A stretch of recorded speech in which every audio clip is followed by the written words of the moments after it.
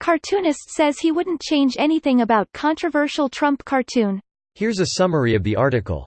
Political cartoonist Michael de Adder says he may have gone too far in the past with some of his drawings, but he wouldn't change anything about the depiction of Donald Trump he believes got him fired. BNI maintains its decision to cut ties with de Adder had nothing to do with the Trump cartoon. Some experts argue online political memes involving images with text, usually humorous, sometimes not, could largely replace political cartooning in the near future. Jennifer Grigiel, a communications professor at Syracuse University, told the House that the political satire exemplified by cartooning is moving online, and changing as a result. Grigiel said the emergence of memes is diversifying political satire, since the people producing traditional political cartoons tend to be older, white men.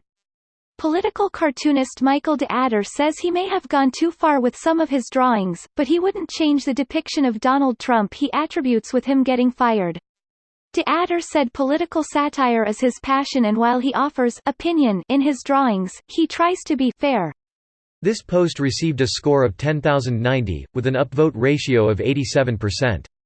Here are the top comments in response to this article. Cartoon in question. That cartoon isn't right though. Trump would never have asked so politely. The author addressed that catharsis. Separate note, but why does every political cartoon look they have the exact same drawing style? Probably because most or all political cartoons are done in the style of caricature, so even artists with different styles will produce somewhat similar work. Yes, but also the color scheme is very similar, alike. They are never with, let's say, big panels with multiple elements or sharp manga-like shadows. I know color-wise in print you've got to be pretty aware of what your printer will produce. It might be that they choose colors they know will come up in decent contrast to each other in a newspaper. I see, that's a good point. I always view them on the web, so that might be why. It's one of those things you don't know until you bump into it. I've always designed for digital, but the few times I've been forced to meddle in print I've been lucky to be using printers that are happy to liaise with me during the process to make sure the end result is one-to-one with what's on my screen. Most of that has been, please don't use that palette, and, we can but you will need another mortgage for the ink. Unfortunate, I think that is a great cartoon even if it makes you feel uncomfortable. Greater than I think that is a great cartoon because it makes you feel uncomfortable. But I don't like when my predetermined narratives are challenged. That's why everyone who says we're the bad guys needs to be shot. It's a political cartoon. We shouldn't even be having a conversation about changing it. He should change it. There's no way in hell Trump would ask if they minded. At most he'd tell them he'd be playing through.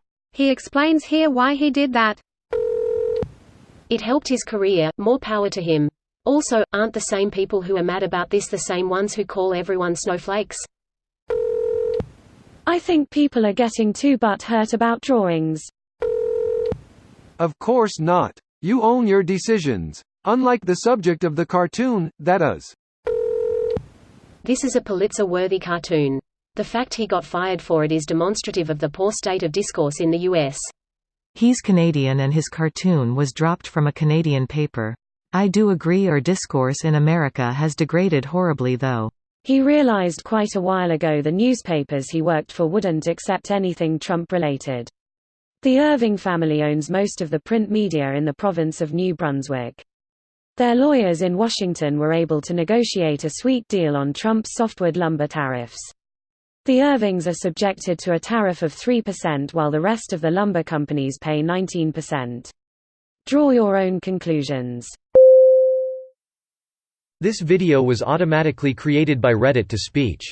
The article and comments in this video were selected from Reddit according to their upvotes, and any paraphrasing was performed by smmry.com, without any human intervention.